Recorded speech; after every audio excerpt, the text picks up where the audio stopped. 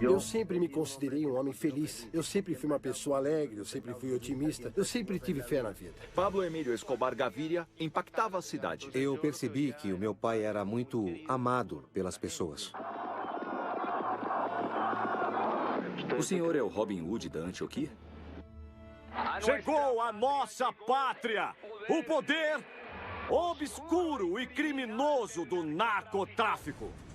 Por isso temos que criar um caos gigante, para que eles nos peçam a paz.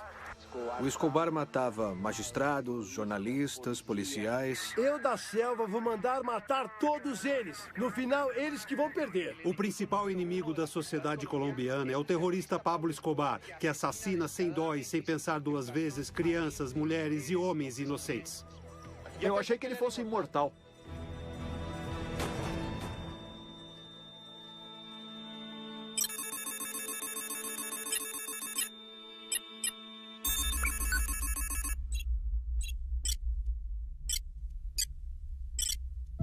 É o Pablo Escobar, eu estou em Medellín. Se quiser, o senhor pode anotar aí o meu número de identidade, 8345766.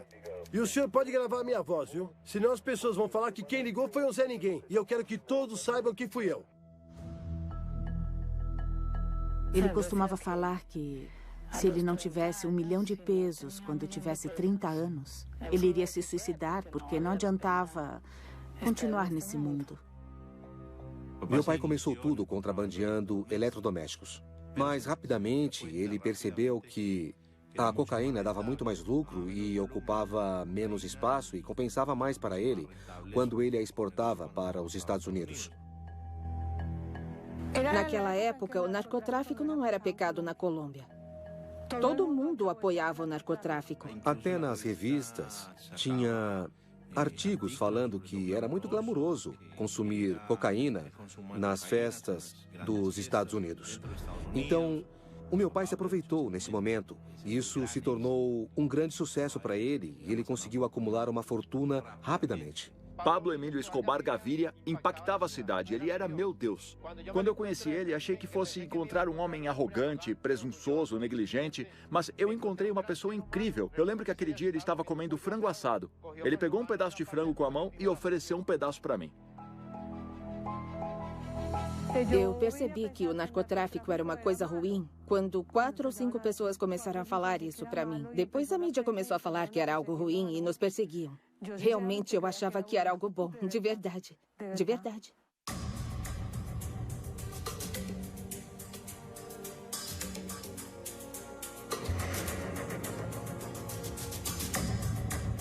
Em junho de 1976, ele ficou conhecido como um dos membros do narcotráfico. Ele foi pego com 19 quilos de cocaína. Ele trouxe alguns quilos de cocaína ou de pasta de coca do Equador. Poucos meses depois, ele foi solto. As pessoas sabiam que ele era um mafioso, sabiam que ele era um narcotraficante, mas de um jeito positivo. A violência ainda não tinha começado.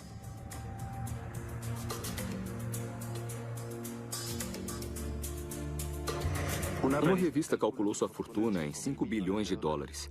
Bom, isso parece valores que a gente vê nos contos das 1001 Noites. De quanto é a sua fortuna? Olha, tem um ditado muito popular que diz: falar de riqueza ou santidade, acredite só em uma parte. A maior extravagância dele era a Fazenda Nápoles. Era uma coisa insana. Aquela Fazenda Nápoles era uma coisa insana. Era um lugar enorme. Ele construiu 70 quilômetros de estrada para poder percorrer o lugar todo. Lagos, ele mandou fazer mais de 20 lagos grandes. Ele também mandou fazer uma pista de pouso para que ele e sua família pudessem chegar lá de um jeito mais fácil. Era tipo assim, um cheque em branco para todo mundo. Todos podiam ter o que quisessem. Teve uma vez que nós fomos passear nos Estados Unidos. Foi uma viagem de turismo. Meu filho foi, a família toda foi. Foi tudo muito bem. Fomos em alguns zoológicos em Dallas e outros lugares. E do nada ele disse: Acho que eu vou comprar uns rinocerontes e umas zebras e mais um monte de animais. Ele trouxe um zoológico. Ele o contrabandeou. Da noite para o dia, tinha 12 mil pessoas visitando o zoológico todo final de semana. O Pablo adorava aquilo. Adorava que as pessoas pudessem ir lá e ver esses animais que eles nunca teriam a chance de ver, nem pela televisão. Era uma vida de opulência, uma vida de esbanjamento. A Fazenda Nápoles era o paraíso do mal.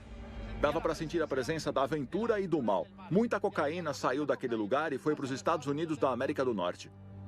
Na Fazenda Nápoles houve muitas mortes.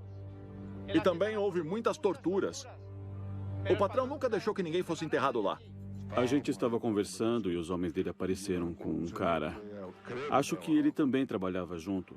Acho que o cara roubou 3 ou 4 milhões de pesos. As mãos dele estavam algemadas para trás e Escobar mandou os homens amarrarem os pés dele. Quando o cara estava com as mãos e os pés amarrados, Escobar o empurrou na piscina.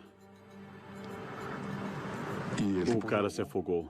Quando o Pablo o empurrou na piscina, o Pablo disse: "Isso acontece com as pessoas que roubam do Pablo Escobar."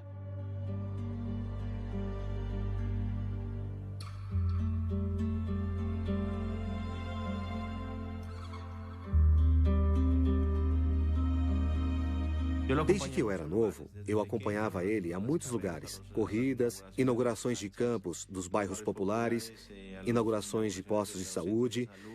Eu percebi que meu pai era muito amado pelas pessoas. No bairro Las Flores, em Envigado, foi inaugurada a parte da iluminação do campo número 12, feito graças ao civismo em marcha e a Pablo Escobar Gaviria. Bom, no ano de 1983, a gente criou um programa de arborização em todos os bairros da cidade. Eu quero aproveitar para cumprimentar a todos os esportistas e a todos os jovens do bairro.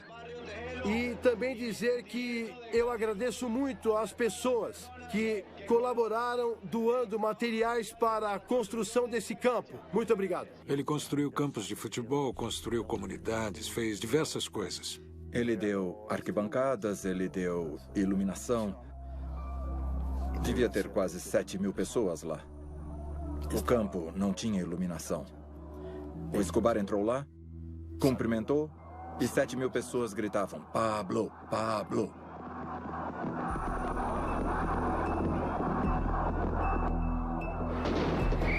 Estamos ao vivo em Envigado.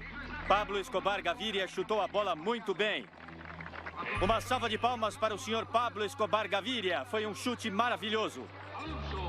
Saiu um artigo na revista Semana que falava que ele era o novo Robin Hood. Esse foi o primeiro sinal de existência de Pablo Escobar. O senhor é o Robin Hood da Antioquia? Bom, essa é uma descrição muito interessante porque todos sabem perfeitamente que eu luto e defendo as classes populares. Eu lembro que uma noite ele chegou na minha casa e me disse que esteve no lixão de Morávia. Ele disse que ia construir um bairro para aquelas pessoas, disse que ia tirá-las daquele lugar. Eu tenho bons amigos na igreja, bispos, sacerdotes, nos bairros populares, médicos, advogados. Mas meus melhores amigos são as pessoas que estão no subúrbio, que moram no lixão da cidade. Nós já começamos a construir um bairro para tirar esse povo do lixão da cidade de Medellín. Todo o povo do lixão ele trouxe para cá. Deu casas para esse povo. Quem faz isso? Respondam vocês, jornalistas. Me fala, quem faz isso? Ninguém. Ele. O único. Ele. De alguma forma, sabe, ele deu para aquele povo desesperado, eu acho, alguma esperança. E vai começar o jogo inaugural do novo estádio, com a presença do senhor Pablo Escobar Gaviria. Ele obviamente tentou desempenhar o papel de Robin Hood. Ele só promoveu aquele bairro. Ele não criou o bairro. Ele não foi o gestor. Ele chamou 150, 200 pessoas e pagou para que levassem suas coisas para lá. A família dele gostaria de acreditar que ele tinha um lado positivo. Pessoalmente, eu não acredito nisso. Ele ajudava porque ele gostava disso, ele gostava de compartilhar. Escobar não dava nenhum presente de graça. Se ele dava um presente, ele esperava alguma coisa em troca. Eu sei que no Natal, sabe, ele comprava presentes aos milhares para a população de Medellín e das áreas adjacentes, lugares próximos à Fazenda Nápoles. Por que ele fazia isso? Para que as pessoas lhe dissessem, olha, tem policiais aqui, estão procurando por você. Ele estava comprando proteção. Mas as pessoas não enxergavam isso, elas o viam como uma espécie de Papai Noel, sei lá. Eu acho que aqueles que se atrevem a falar que ele fez isso por interesses políticos, de poder, estão errados. Eles não conheciam realmente o coração dele. Eu sempre me considerei um homem feliz, eu sempre fui uma pessoa alegre, eu sempre fui otimista, eu sempre tive fé na vida. Um dos sonhos dele era o de fazer o que os políticos não faziam e o de usar sua fortuna para fazer isso.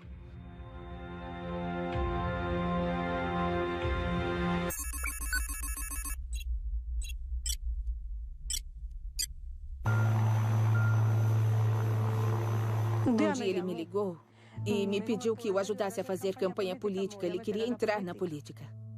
Eu gostei da ideia dele entrando na política quando ele disse que queria fazer serviços sociais. Qual é sua ideologia política? Bom, o nosso movimento, a ideologia principal do nosso movimento é o civismo, o nacionalismo, os programas sociais, ecológicos e esportivos. Queremos, por meio do nosso programa, fazer um chamado e pedir para que todos os cidadãos pratiquem o civismo. As praças ficavam lotadas. Eu não entendia nada disso. Eu não sabia como foi que isso aconteceu. Eu não entendia a parte política nisso tudo. Mas era incrível. Aquele homem movia as massas. Meu pai ficou sabendo que Pablo Escobar existia na campanha de 1982, quando era candidato à presidência da República.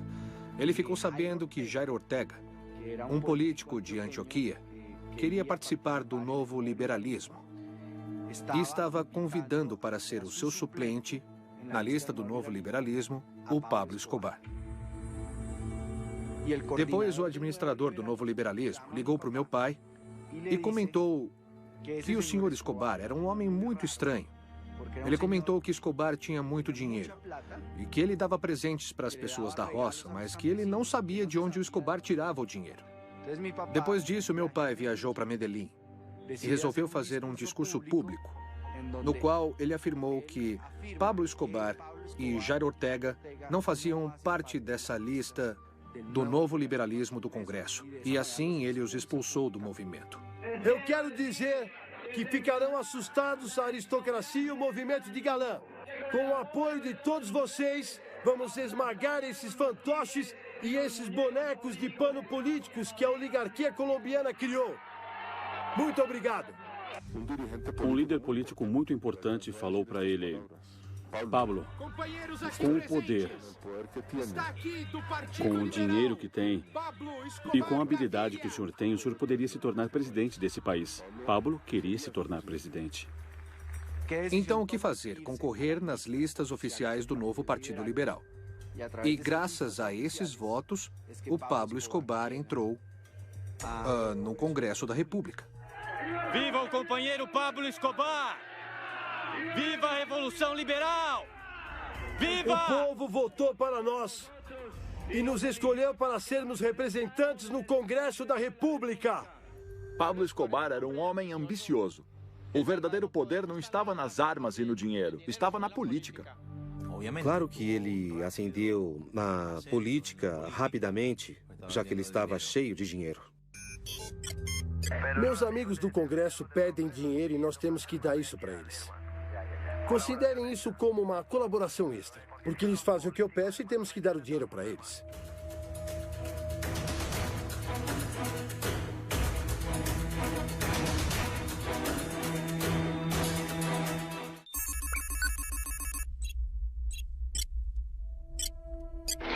O ministro da Justiça é Rodrigo Lara Bonilha. Depois da nomeação do senhor Rodrigo Lara como ministro da Justiça no governo de Belisário Bettencourt, finalmente o Rodrigo começou alguns debates mais profundos, muito fortes, sobre o que era conhecido naquela época como dinheiro quente. Começou um debate nacional sobre o dinheiro que tem origens desconhecidas, sobre o dinheiro quente. O nome do senhor foi vinculado a esse debate. Eu não chamaria isso de dinheiro quente, sim de dinheiro anistiado. O país precisa saber a verdade sobre algumas fortunas poderosas, cujos donos acreditaram que anistia patrimonial significava o esquecimento dos delitos que os citados cometeram para conseguir amealhar tamanha fortuna. O senhor pode afirmar que o seu dinheiro nunca teve vínculos com o narcotráfico? Eu sempre afirmei que o meu dinheiro não tem vínculos com o narcotráfico. Rodrigo Lara confrontou Pablo Emílio Escobar Gaviria no Congresso da República. Porque o fato de ter um narcotraficante como Pablo Escobar no Congresso era perigoso para a democracia colombiana. Nesse momento, avança o debate sobre o dinheiro de origem desconhecida, cuja intromissão na política está causando muitos escândalos. Já interveio na plenária da Câmara o representante Jair Ortega, cujo suplente é Pablo Escobar. Eu tenho uma pergunta muito respeitosa para fazer para o secretário de Justiça. As coisas começaram a complicar quando lhe fizeram uma emboscada falando que Lara recebeu 1 milhão de pesos naquela época para financiar a sua campanha. E um cheque de 1 milhão de pesos, como este aqui, dirigido ao senhor Rodrigo Lara. E agora eu vou contar para vocês como foi que ele recebeu o cheque, o que fez para recebê-lo. O senhor ministro da Justiça ficou encurralado diante das provas que apresentou o meu companheiro da Câmara, Jair Ortega Ramírez. A reação de Rodrigo Lara Bonilha, diante desses atos e desse debate, foi a intensificação dos ataques contra os narcotraficantes. Eu era o presidente da Câmara e, de repente, durante esse debate, entrou na sala de sessões um grande número de capangas de Escobar armados. Foi um dia tenso, difícil. Há investigações nos Estados Unidos que eu não posso revelar essa noite e que tem a ver com todas as atividades ilegais.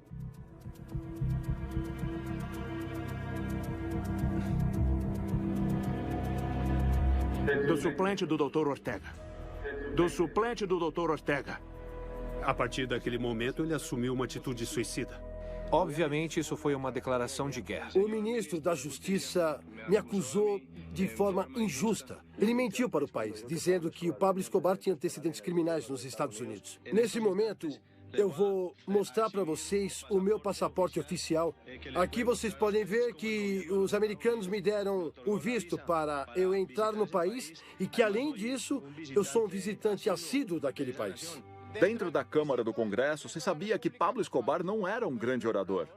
Então, o ministro Lara Bonilha e o partido dele massacraram o Pablo Escobar verbalmente dentro do Congresso e tiraram a imunidade parlamentar que ele tinha. Eu não quero.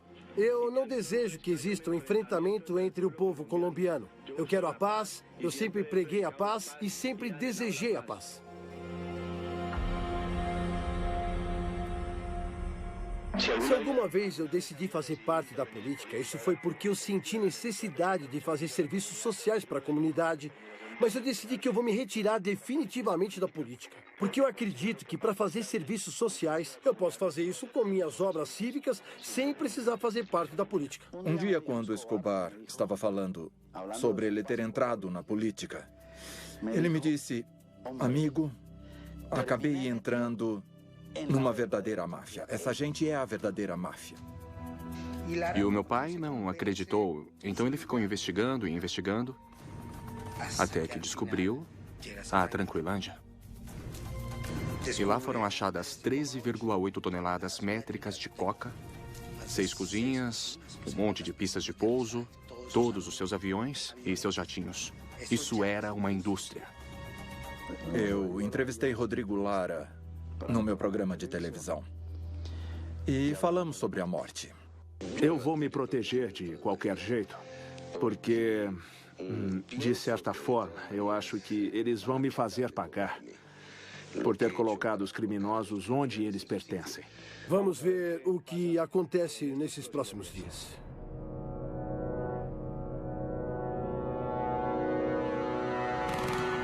Às 7h30 da noite do dia 30 de abril de 1984, um pistoleiro puxou o gatilho de uma arma e assassinou o ministro da Justiça, Rodrigo Lara. Eu sabia que alguma coisa ruim tinha acontecido e eu ficava me perguntando onde é que está o meu pai, onde é que está o meu pai. E todo mundo ficava me falando que eu já ia vê-lo, que eu já ia vê-lo, que eu já ia vê-lo. E quando a gente chegou em Neiva, tinha muita gente. E eu queria saber quem é que estava naquele caixão. Eu precisava muito saber. E eu não estava entendendo aquilo. Até que um dos meus primos, ele me pegou, ele me levantou e me deixou ver.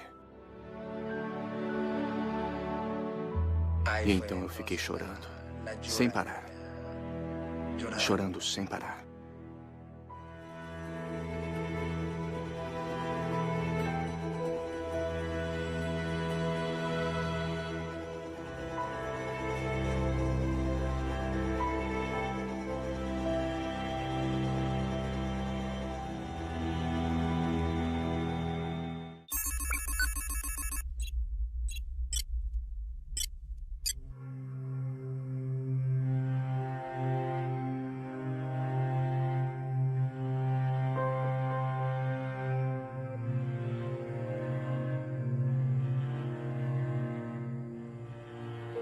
A Colômbia vai entregar os delinquentes procurados pela Comissão de Delitos de outros países para que eles sejam castigados de maneira exemplar, para ser uma operação universal contra um ataque também universal.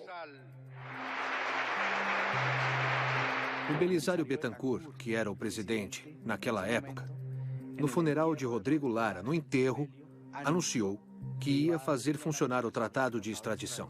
Os mafiosos fugiram para o Panamá, apoiados e protegidos pelo ex-líder militar Noriega, que estava no poder. Eu morava com meu marido e, de repente, me falaram: você precisa sair do país agora.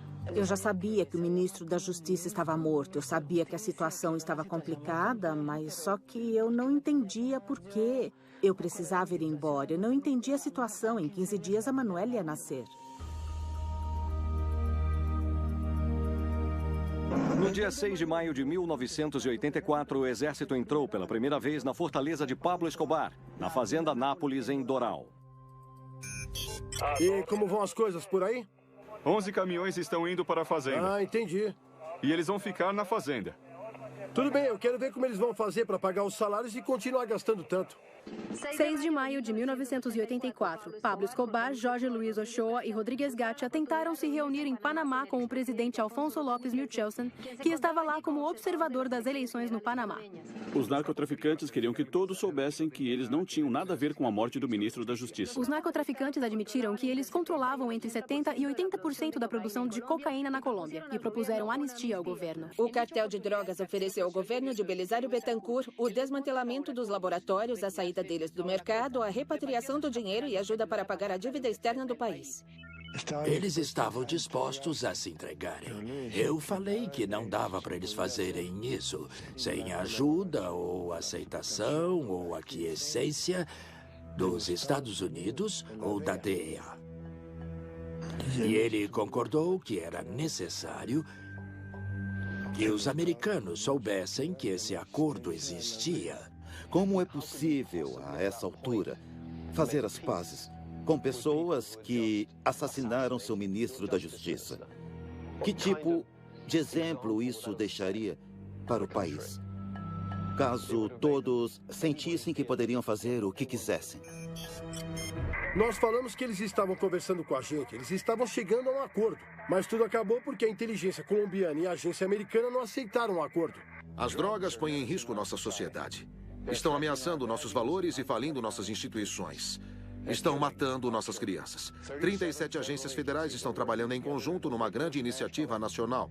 E no próximo ano, nosso orçamento destinado à luta contra as drogas será mais do que o triplo em relação a 1981. O governo de Bettencourt rejeitou a proposta e publicamente negou que existisse algum acordo com os chefes do narcotráfico. Tinha histórias incríveis sobre 50 mafiosos colombianos que corriam com roupas esportivas, roupas de ginástica enquanto corriam nas avenidas do Panamá, e sobre os 50 50 Mercedes-Benz que os escoltavam. E tudo isso era uma coisa maluca. O DEA estava lá, a CIA estava lá. E Noriega pediu para eles pararem de correr nas avenidas do Panamá. Pediu para que eles parassem de correr por lá, que parassem com isso. Então Escobar foi para Nicarágua. E ele conversou com o pessoal de lá. Conversou com os sandinistas para construir um laboratório de cocaína na Nicarágua.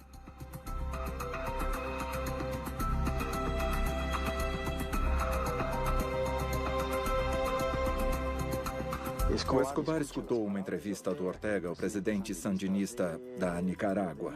E quando ele escutou as coisas ditas, entendeu que Ortega pretendia entregá-lo às autoridades dos Estados Unidos.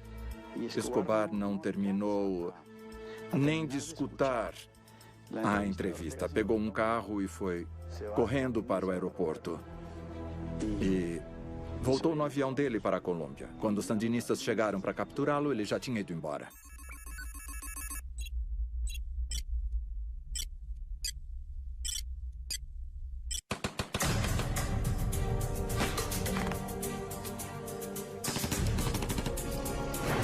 A tomada do Palácio da Justiça é e vai continuar sendo a notícia.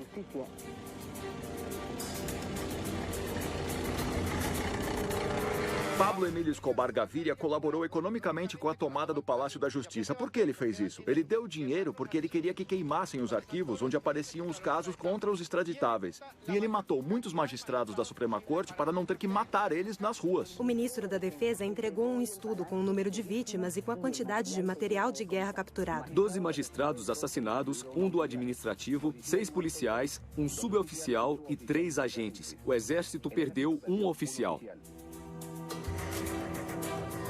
Pelos seus filhos, por você, pela Colômbia. Denuncie os narcotraficantes. Procura-se Pablo Escobar Gaviria. Coopere. Denuncie. Informe. Ele começou a aparecer em cartazes de Procura-se ou Denuncie. Ele era o chefe do cartel de drogas mais poderoso do mundo. Ele era o delinquente mais procurado, o mais famoso e, apesar disso, operações de busca, operações de inteligência policial e todo tipo de operação nunca conseguiam capturá-lo. Como ele sabia, como era informado, isso é um mistério. Mas houve muitas oportunidades, houve muitas operações contra o Escobar, em que se sabia onde ele estava, mas na hora de capturá-lo, ele fugia. Vocês têm que organizar grupos de 4 ou 5 pessoas e depois nós conversamos com eles para que eles passem informações falsas a esses telefones que aparecem na TV. Desse jeito eles vão ficar bem ocupados. Ontem fizemos uma ligação e falamos que eu estava no hotel. A polícia quase derrubou o hotel. Eles vão ficar malucos. Naquela época, Pablo Emílio Escobar Gaviria era amigo da polícia de Medellín. Alô, e aí? Oi. Maza Marques enviou 350 ou 400 homens a Medellín. Eles estão prontos para uma grande operação amanhã ou depois de amanhã. Fala para os pilotos nos avisarem. Ah, eles vão nos avisar na hora e não vão disparar. Mas a gente vai disparar sim. Sim, mas nós não temos que disparar. Eles vão disparar em outra direção. Eles prometeram isso. Na cidade de Medellín chegou Valdemar Franklin Quintero, um homem incorruptível, um policial íntegro. Eu lembro que teve uma vez que a gente estava voltando da fazenda e a polícia começou a nos perseguir. Eles nos prenderam, eu tinha 7 anos e minha irmã tinha acabado de nascer. Não queriam dar comida para minha irmã. E naquela época o comandante da polícia se chamava Valdemar Franklin Quintero. O meu pai ficou com muita raiva dele e por isso ele ordenou que o assassinassem. Ele disse, podem me perseguir, eu sou bandido, mas ninguém mexe com a minha família. Eles são pessoas decentes, não tem nada a ver com meus negócios, com o que eu faço. O patrão mandou a gente enviar um carro-bomba para o coronel Valdemar Franklin Quintero. Um garoto ia detonar a bomba a uns 50 metros de distância.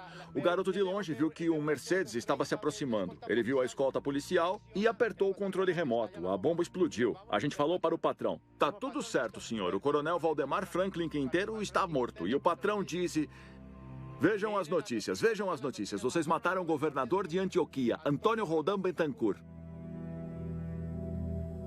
O patrão não demonstrou que ficou bravo. O governador era amigo do patrão. Ele e o patrão eram muito próximos politicamente falando. E com a ajuda de Escobar, ele poderia ter se tornado presidente. Mas já não tinha o que fazer. O governador estava morto e Escobar era um homem de guerra. O Pablo, naquele momento, se considerava, ou pensava que era o chefe de todas as estruturas criminosas da Colômbia. Nós éramos amigos e sócios dos irmãos Rodríguez Orejuela contra a extradição. Pablo Escobar Gaviria ligou para os irmãos para conversar, porque nós já tínhamos feito alguns trabalhos para eles aqui em Medellín. E aí? E aí, cara, tudo bem? Tudo bem. O que aconteceu? O cara já vem me falando isso há muito tempo. O cartel de Cali quer tirar vocês de lá. Porque ele disse que vocês estão invadindo a praça de Nova York. E ele disse que a praça de Nova York sempre foi deles. Eles se acham os donos da cidade. Eles vão ver quem manda aqui. Vão ver quem é o esperto aqui. Eles vão descobrir isso. O Pablo falou para ele, se o senhor não está comigo, então é meu inimigo. O senhor tem 24 horas para pensar e tomar uma decisão. E desligou. A violência na Colômbia fez mais vítimas ontem à noite. A matança aconteceu numa luxuosa fazenda em Candelária, perto de Cali. 19 pessoas foram assassinadas e 10 pessoas foram feridas. Esse foi o momento em que começou a briga entre Cali e Medellín. Não estávamos mais brigando com um inimigo, agora eram dois. O Estado e outro cartel. Se alguém de Cali viesse aqui, era assassinado. E se alguém de Medellín fosse lá, acontecia o mesmo. Os líderes do cartel de Cali falaram que eles não iam aceitar esse tipo de comportamentos ou ameaças e, em menos de 24 horas, eles contrataram umas pessoas para que colocassem uma bomba na casa de Pablo Escobar, no prédio Mônaco. O primeiro carro-bomba da história da Colômbia explodiu no dia 13 de janeiro de 1988, no prédio Mônaco, em Medellín. Minha irmã nasceu em 84. Ela tinha 4 anos. Eu nasci em 77. Eu tinha 11 anos. 700 quilos de dinamite quebraram os vidros da cidade no raio de 1 quilômetro. Era uma explosão que pretendia nos apagar do mapa. É um milagre que a gente não tenha morrido. A bomba tinha que entrar no prédio pela garagem, derrubar a porta e depois entrar no prédio para derrubá-lo completamente. A partir daquele momento, meu pai já tinha todas as desculpas possíveis para usar da violência. Um ataque de bomba à sua família provocou mais de 200 atentados terroristas.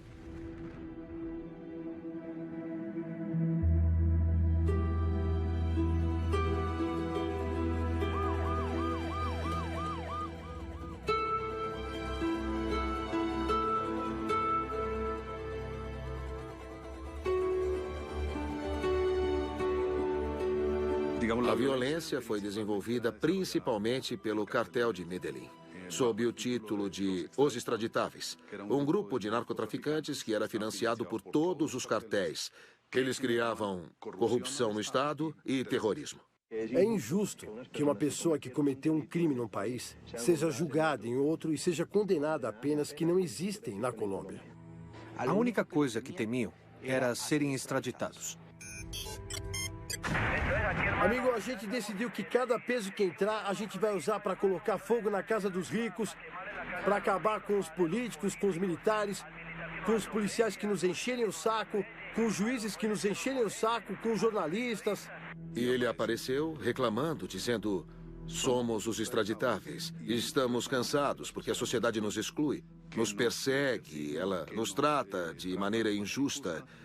Ela nos estigmatiza, não recebe os nossos filhos nas escolas, ou seja, não era somente o tema da perseguição policial e judicial. Eles reclamavam também que não tinham um espaço na sociedade, mesmo sendo tão ricos como eram. Esses filhos da puta nos perseguem porque, segundo eles, nós somos delinquentes. Eles acham que a gente é idiota. Eles acham que a gente não faz nada, que a gente não tem com quem brigar. Esses idiotas, filhos da puta, estão confundindo a formalidade, achando que a gente é boiola. Quando a guerra começar, eu vou mostrar para esses filhos da puta.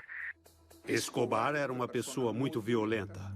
E já que ele foi ficando tão poderoso, ele achava que ele podia desafiar o Estado. Esse personagem funesto conseguiu o que ninguém tinha conseguido. Ele sujou esse negócio de sangue de tal maneira que o narcotráfico se tornou narcoterrorismo. O Escobar estava matando juízes, matando magistrados, jornalistas, policiais. Esse negócio se tornou um negócio de mortos, de vingança, de abuso e de lutas de poder. No assassinato do procurador Carlos Mauro Royos, Escobar foi indicado como autor intelectual, mas ele nunca foi chamado para depor, já que mesmo que tivessem achado uma gravação em que ele ordenava o assassinato de Royos, o juiz especializado Oscar Hernandes não considerou essa evidência. Antes da gente assassiná-lo, o patrão me disse que era para eu avisar por que íamos matá-lo. Eu disse, Dr. Carlos Mauro Royos, o senhor vai morrer por causa do delito de traição à pátria. E ele gritou, quem caralho eu traí? E eu disse, eu vou falar pro senhor. O senhor se traiu porque recebeu dinheiro do DEA e também da máfia. E porque autorizou a extradição de colombianos aos Estados Unidos. Depois de falar isso, nós o matamos. E aquele que o atrapalhasse e não recebesse o dinheiro? Bom, era baleado. Era assassinado.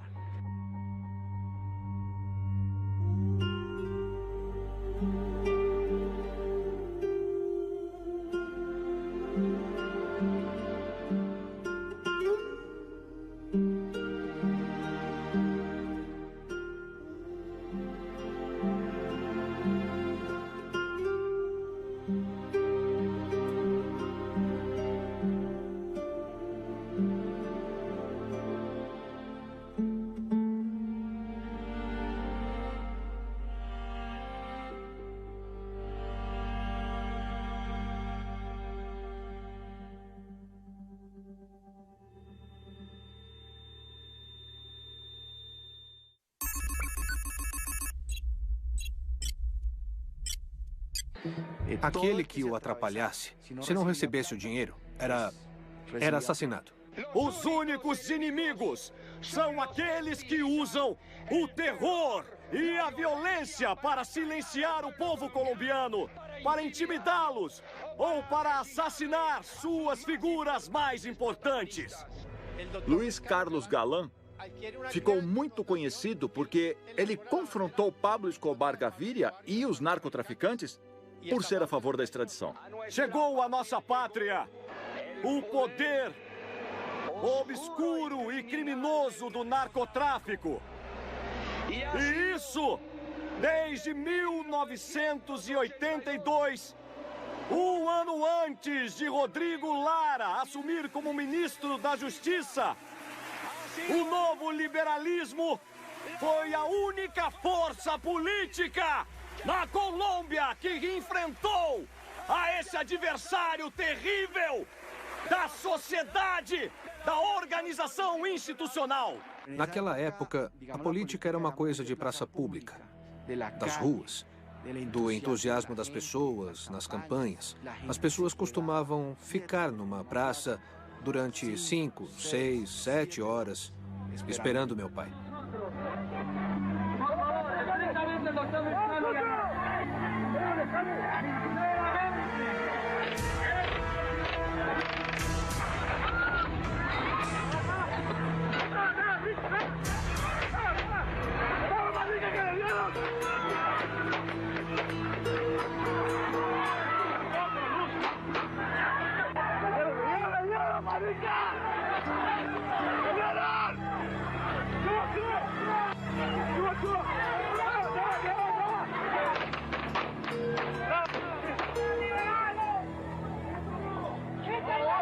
A gente ficou sabendo que levaram meu pai ao Hospital Kennedy.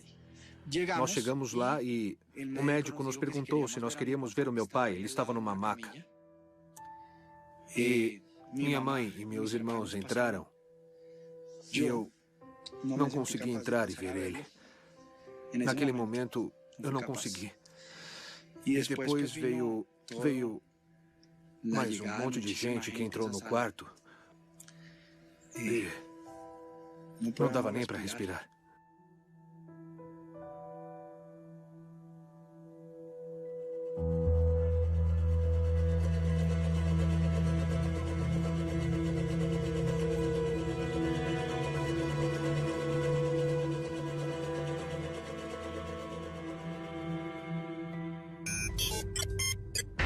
Se a gente continuar matando os políticos, continuar queimando suas casas e fazendo uma guerra civil do caralho, eles vão ter que implorar pela paz. Depois a gente pode fazer as pazes com eles e os nossos problemas vão se solucionar. Não tem outro jeito. Nós temos que lutar, temos que fazer o nosso melhor e se for pra gente morrer, então a gente vai morrer.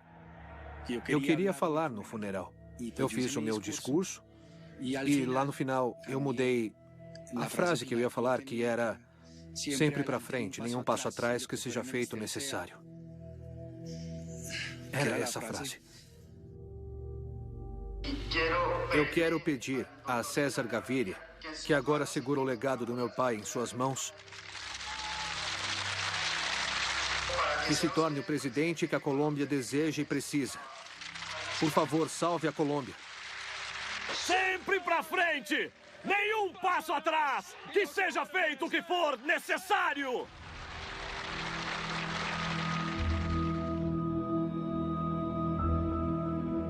Nós enfrentamos uma campanha muito difícil porque ela foi muito ameaçadora. Nós tivemos que fazer campanha no meio dos ataques terroristas. A campanha foi horrível.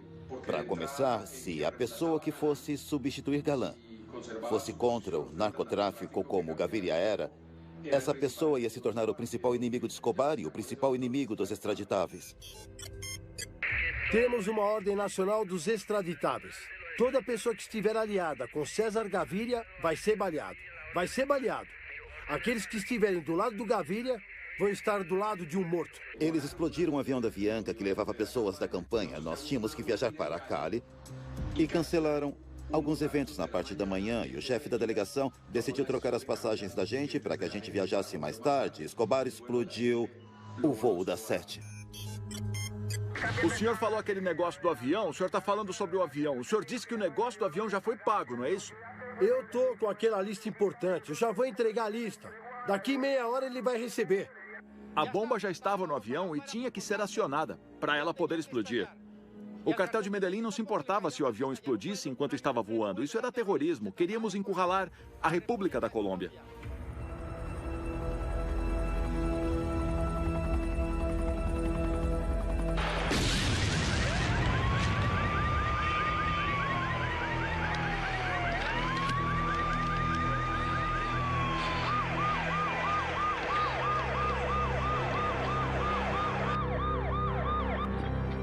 A bomba no prédio do DAS tinha sido até aquela época o maior atentado terrorista do mundo todo. O ônibus não entrou no DAS. Se ele tivesse entrado, o prédio teria sumido. O caminhão-bomba entrou por esta rua às 7h15 da manhã. 3 homens o abandonaram e depois de 3 minutos, só foi isso que sobrou.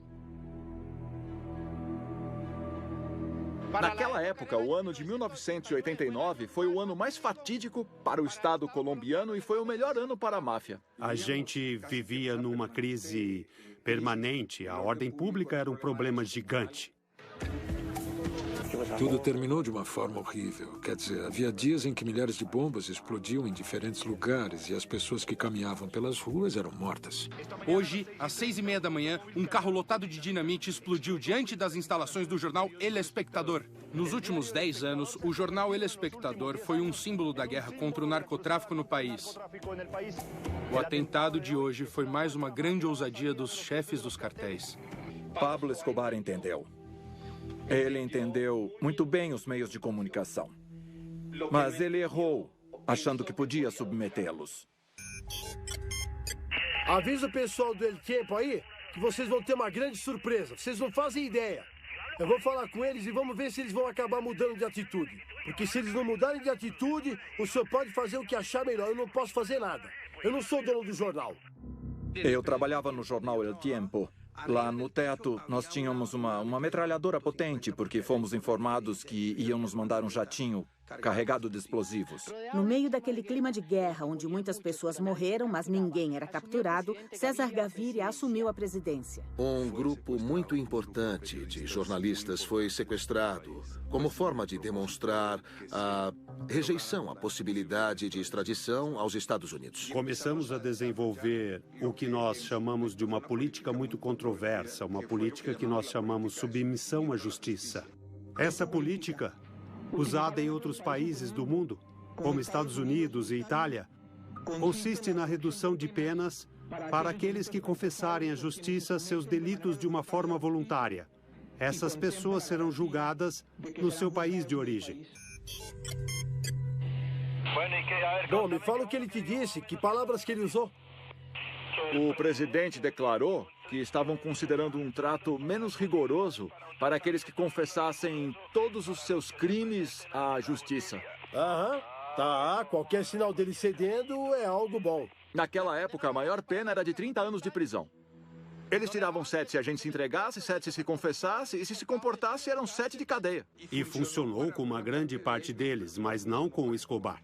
Pablo Escobar Gaviria não queria se entregar à justiça enquanto a extradição não fosse anulada. Eu sabia que estávamos apostando o futuro do país. Por isso, a minha linha editorial era muito agressiva com o Escobar e com os narcotraficantes. Eu estava me arriscando muito. Ontem à noite, um grupo de 6 homens que usava distintivos sequestrou Francisco Santos, o editor-chefe do jornal El Tiempo. Então eu perguntei, estou nas mãos de quem? Da guerrilha ou de Pablo Escobar? O cara tinha sotaque de Medellín, então pensei, estou nas mãos de Pablo Escobar. E ele disse sim. E eu falei, estou acabado, é o fim. Essa chama representa a esperança dos colombianos pela paz. Ela vai continuar acesa aqui na Praça Bolívar, na capital do país, até que apareçam todos os sequestrados. Mas muitos acreditam que vai demorar para isso acontecer. Nunca imaginei que fosse sair com vida dali. Jamais. Eu recebi uma carta escrita à mão por ele. Ele falava que lamentava a minha situação. Falava que tinha ordenado que seus homens me tratassem bem. Mas ele disse que eu precisava entender que na guerra sempre tem vítimas e ele esperava que eu não fosse uma delas. Eles só me deixaram enviar uma mensagem. Mandei a mensagem para o presidente. Eu disse 2 vezes. Faça o que tiver que fazer para salvar nossas vidas, mas não se esqueça que a lei e a Constituição são mais importantes. Foi uma grande batalha para preservar a democracia. Ele viu que ele tinha votos na Assembleia e acho que comprou alguns. E quando viu que os colombianos estavam cansados da violência, deixou a gente ir. O senhor está contente de estar em casa? Sim, muito, com certeza. Estar em casa, senhor? Uma das pessoas que falou comigo não era nenhum dos sequestradores, era outra pessoa. Ele me disse que Pablo Escobar ia se entregar. Todos os candidatos, com exceção de alguns poucos, eram a favor de proibir a extradição. A extradição dos colombianos de nascimento ficou proibida. Essa decisão era um acontecimento que Escobar esperava há muito tempo. Quando, de fato, a extradição ela falhou, foi algo muito grandioso para Pablo e uma grande derrota para os nossos esforços e para os Estados Unidos.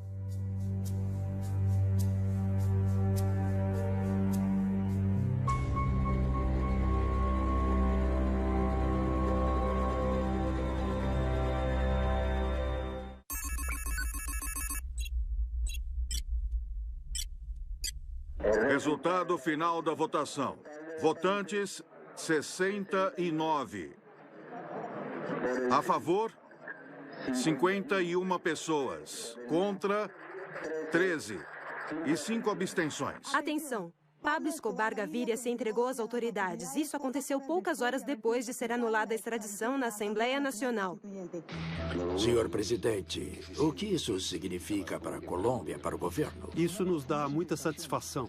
Estamos abandonando o caminho do narcoterrorismo, já que Pablo Escobar se entregou à justiça colombiana. Como resultado da política de paz e de fortalecimento da justiça do senhor presidente e do seu governo, eu aceito todos os anos de cadeia que eu merecer, para que, desse modo, eu possa contribuir ao fortalecimento da democracia da minha querida pátria colombiana. Um helicóptero levou Escobar a uma cadeia muito especial, a Catedral. O helicóptero do senhor Escobar pousou e todo o esquema de segurança desmoronou porque automaticamente todo mundo olhou para Pablo Escobar, não é? No meio de toda aquela fantasia, de toda aquela maldade, ele ainda era um personagem lendário. Eu me entregando e me submetendo à justiça, desejo fazer uma homenagem a meus pais. A minha insubstituível e maravilhosa mulher, a meu filho pacifista de 14 anos, a minha pequena bailarina sem dentes de 7 anos e a toda a minha família que eu amo tanto. Pablo Escobar Gaviria, Envigado, Colômbia, 19 de junho de 1991. Ele estava pálido. Dava para vê-lo assustado, com medo.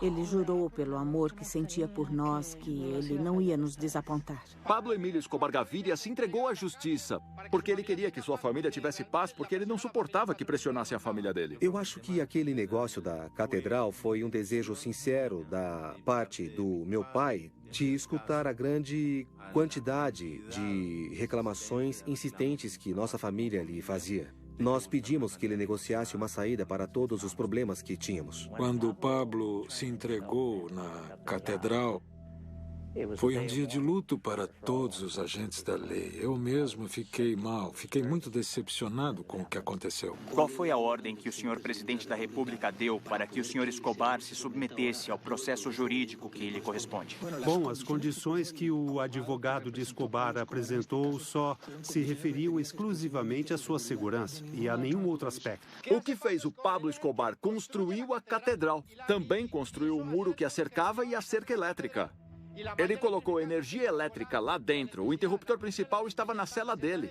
A prisão catedral se tornou um lugar de luxos, um lugar de excessos, um lugar de festas. Parecia mais uma fazenda. Era a nossa fazenda, como sempre foi. Não era uma cadeia com seguranças. Tudo era uma piada. Quando eu ia à catedral, quando eu visitava meu pai, eu via os empregados que meu pai teve a vida toda. Só que eles usavam uniformes de seguranças da cadeia. Era uma piada. Foi complicado encontrar uma solução de justiça. E, claro, o fato de terem aceitado algumas dessas condições de segurança acabaram sendo um desafio para o Estado e, num ponto, não conseguimos mais lidar com isso.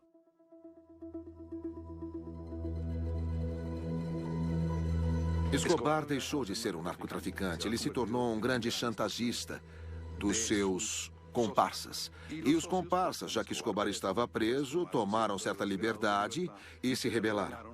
Então Pablo chamava eles para acertar as contas e ele os assassinava. Isso provocou uma, digamos, uma grande ruptura dentro da máfia. Pablo Escobar não estava na prisão.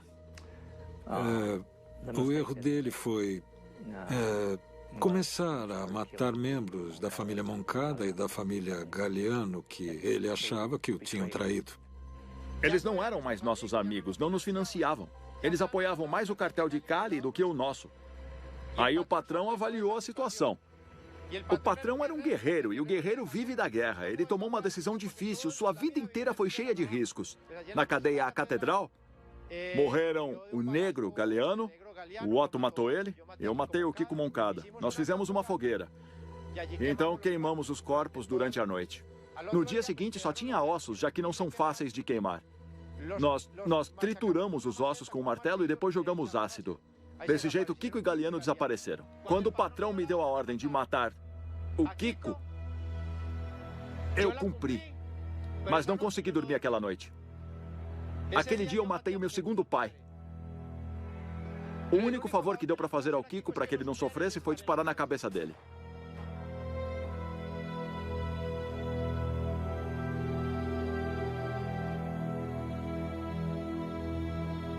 O governo decidiu transferir Escobar de cadeia. Decidiram tirá-lo da cadeia em Medellín e transferi-lo a uma guarnição militar em Bogotá. O governo enviou 5 caminhões cheios de homens da 4ª Brigada para que ocupassem a cadeia. Quando falaram que o exército estava ocupando a cadeia, me falaram que devíamos ir a Medellín. Chegamos a Medellín, chegamos a Envigado, chegamos na catedral às 8 da noite, talvez, e estava muito escuro. Os guardas da cadeia me cumprimentaram, eles me disseram que tudo estava sob controle, se colocaram de prontidão. Escobar estava lá. Ele me cumprimentou, ele se aproximou e me disse: "Você não pode ir embora. A partir desse momento, é meu refém. E se algum militar aparecer e você tentar fugir, eu vou te matar." Se eles me tirarem daqui, eles vão ter que me matar. Por isso eu prefiro morrer lutando do que morrer trancado vivendo de forma pouco digna. Meu pai tinha medo de uma coisa maior do que uma simples transferência. Estar em Bogotá significava te colocarem no avião e te levarem para os Estados Unidos. Fizeram trincheiras e sequestraram o vice-ministro da Justiça e o chefe das cadeias. Ligaram para uma estação de rádio na Colômbia. Escobar estava falando que ele estava entrincheirado dentro do túnel que ele mesmo construiu na cadeia. Ele dizia que estava ficando sem ar. Tudo isso foi transmitido ao vivo. Depois descobriram que, quando ele fez a ligação, já estava fora da cadeia há 3 horas. Tranquilamente ele saiu pela porta, pela janela, sei lá por onde. Isso criou uma grande controvérsia política, já que claramente foi um fracasso do Estado. Ninguém pôde esconder isso. Depois que Pablo Escobar fugiu, o governo percebeu que eles tinham se tornado a chacota do mundo. E isso foi culpa exclusiva do governo. Eles não queriam mais capturá-lo vivo, eles queriam matá-lo. Foi um dia ótimo para nós. Quer dizer, a polícia e o DEA comemoraram, pois tudo tinha recomeçado. A caçada tinha recomeçado. O jogo tinha recomeçado.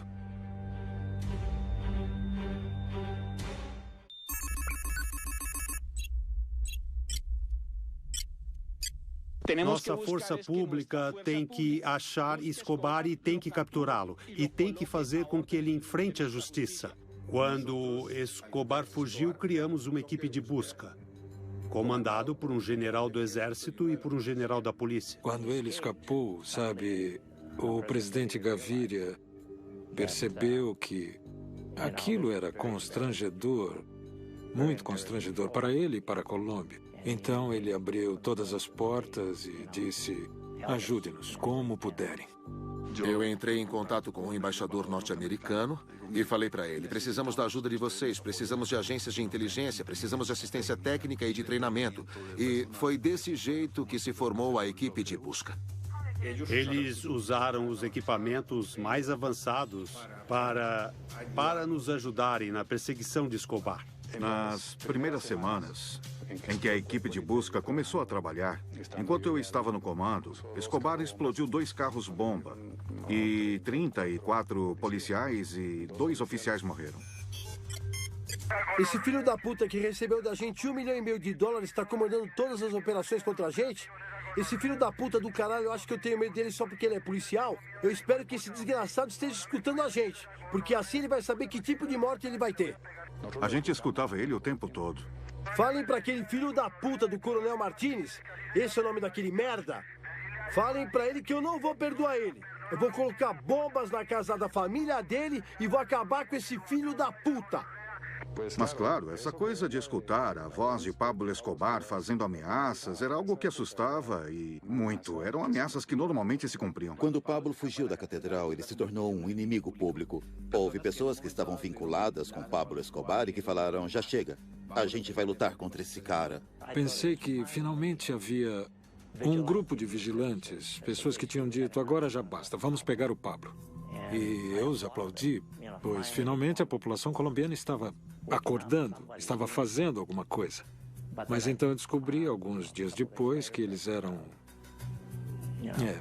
de fato, membros de Los Pepes. Los Pepes, ou os perseguidos, informaram a Pablo Escobar que eles pretendiam pagar na mesma moeda os futuros atentados que acontecessem na cidade. Alguém disse que do presidente para baixo todos éramos Pepes. O Los Pepes, com o apoio do cartel de Cali, começou a deflagrar guerra, começou a matar membros do cartel de Medellín que ainda estavam com Pablo. Começou a eliminar todo o suporte dele. Los Pepes reivindicaram a autoria da explosão dos carros-bomba. Uma irmã, um cunhado e a mãe de Escobar Gaviria ficaram vivos. E no meio do caminho, ele também começou a fornecer informações à inteligência e à Polícia Nacional Colombiana, o DAS, de forma que eles se tornaram aliados. O cartel de Cali cresceu. E aí colocou a polícia, o exército, o DEA e o DAS contra a gente.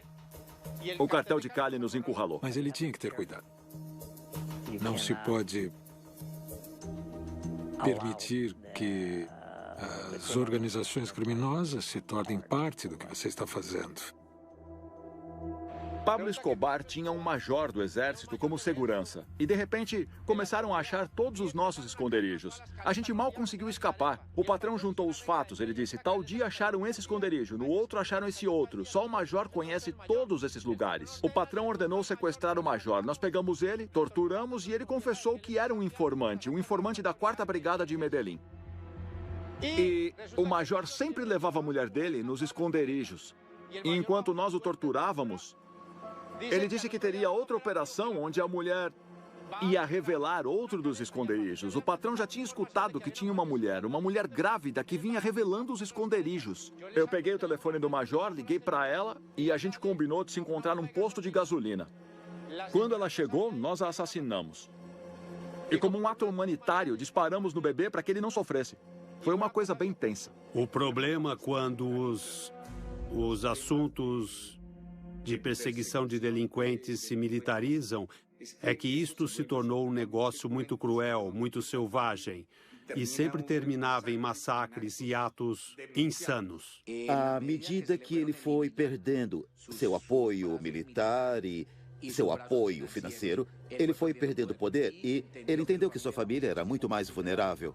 Ele estava tentando desesperadamente tirar sua família do país.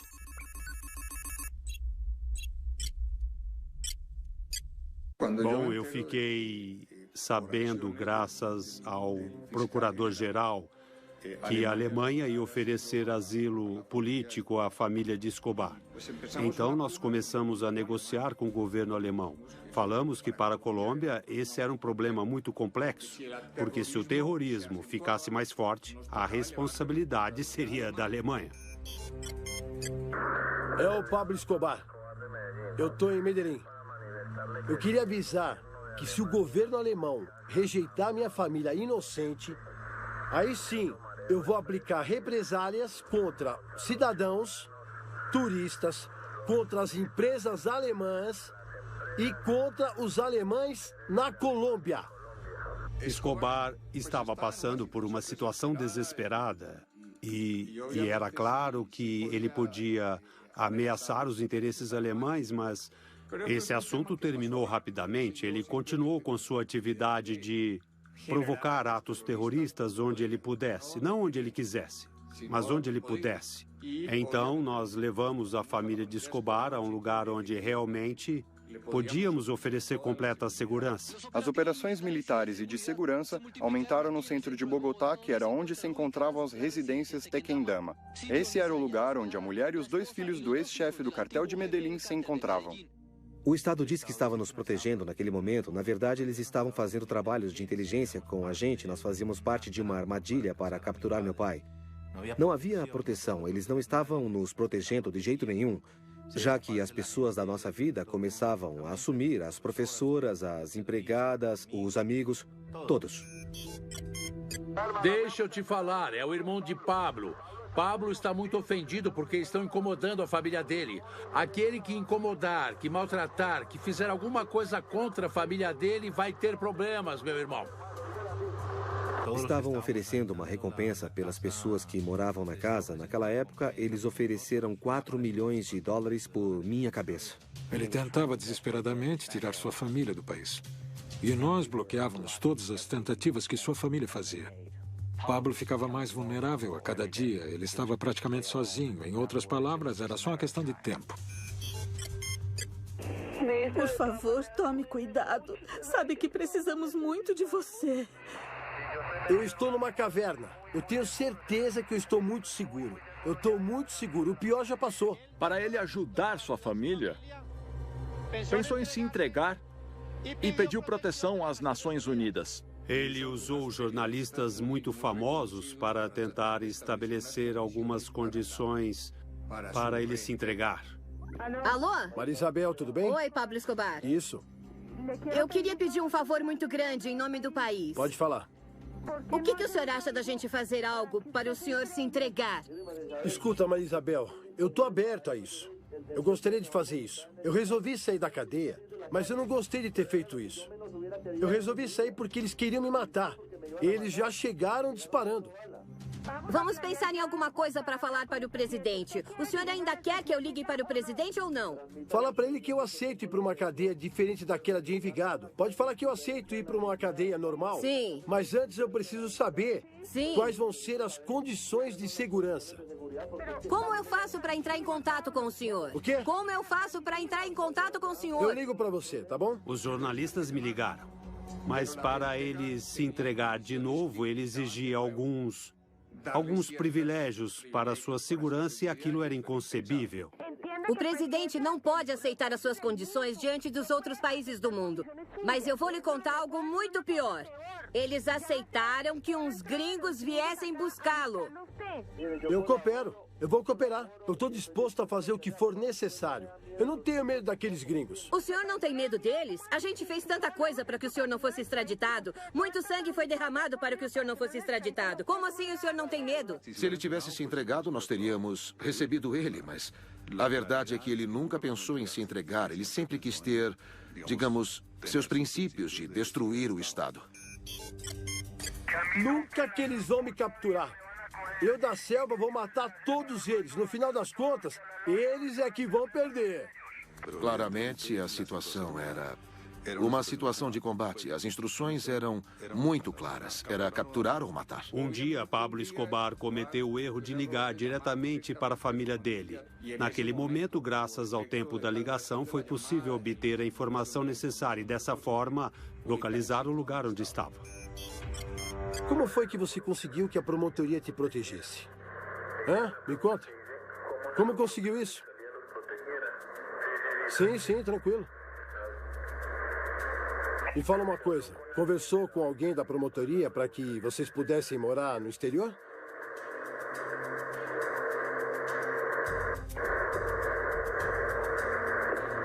Espera um pouco. Eu já te ligo. Ele me falou que ia me ligar, mas não ligou.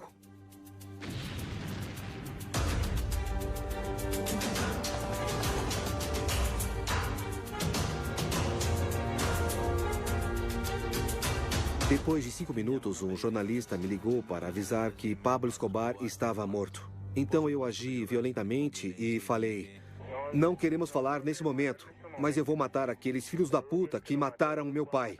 Eu vou matar esses desgraçados. Eu retratei minhas ameaças exatamente 10 minutos depois de fazê-las e comecei a pensar: meu Deus, eu estou fazendo aquilo que sempre critiquei no meu pai, a forma em que ele vivia e como isso foi muito ruim para ele.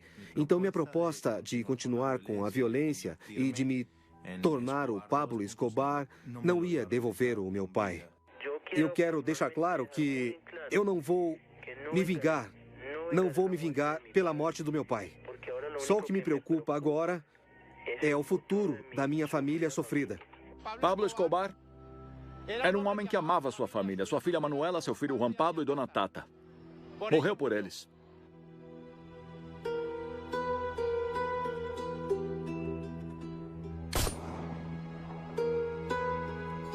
Eu achei que ele fosse imortal.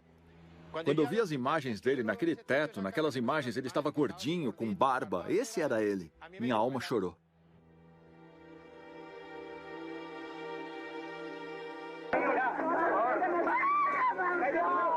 A máfia assistiu o funeral. Era impressionante. Todos queriam tocar o seu caixão. As pessoas se amontoavam por todos os lados. Quer dizer, o cara era um monstro.